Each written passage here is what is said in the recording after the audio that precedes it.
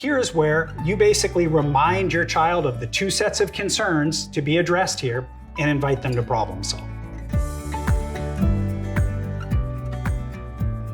This third and last ingredient is where you brainstorm solutions together. And don't rush to this ingredient, because if you haven't clarified each other's concerns well, the problem solving is going to run aground pretty quickly. I recommend reminding them by saying something like, I wonder if there's a way that, and then filling in the blank with the two sets of concerns.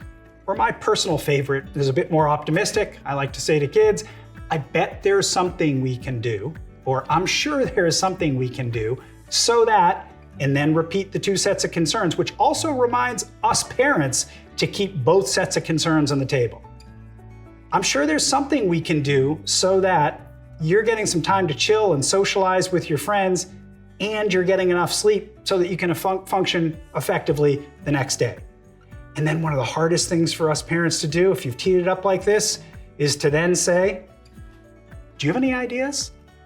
And give your kid first crack at solutions.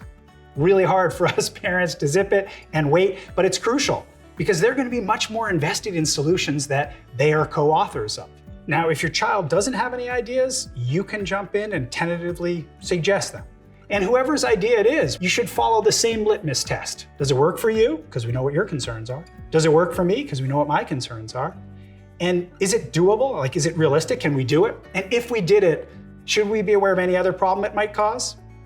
And ultimately, once you have a mutually satisfactory, realistic and doable solution that you don't think is going to cause other problems, the last thing you do is make a plan together with your kid for how long you're going to try it and when you're going to get back together to see how it went and tweak it if need be. All right, so believe it or not, those are the three ingredients of collaborative problem solving. Seems simple enough, but don't confuse simple with easy. This is hard. It's going to take some time to get used to. Like any new skill, it's going to require repetition.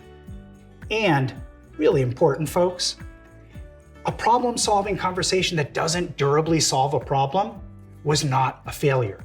Every time you have these conversations, you're building relationship, you're building empathy, you're building skills as you get closer to tackling some of these tough problems. So let me leave you with one final message. It's the notion that kids do well if they can. What kids do well if they can means is all kids want to do well. Our kids are doing the best they can to handle the challenges of social media with the skills they have.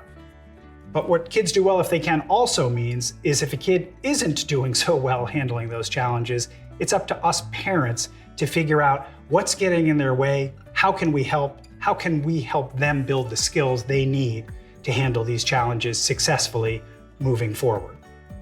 I also firmly believe that parents do well if they can.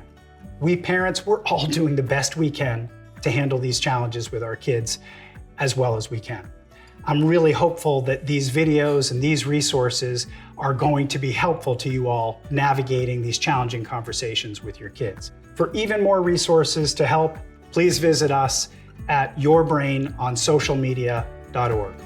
Thanks so much for joining us.